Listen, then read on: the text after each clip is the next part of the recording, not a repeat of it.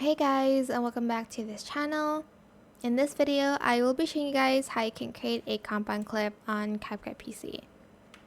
Actually, I'll just be selecting these videos together.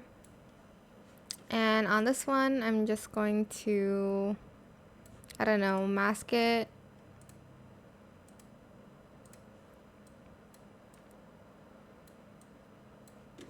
And maybe add in some effects to it.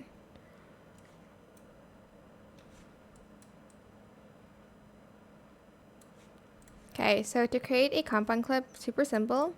Select everything, right click, create compound clip, or select Alt G on your keyboard.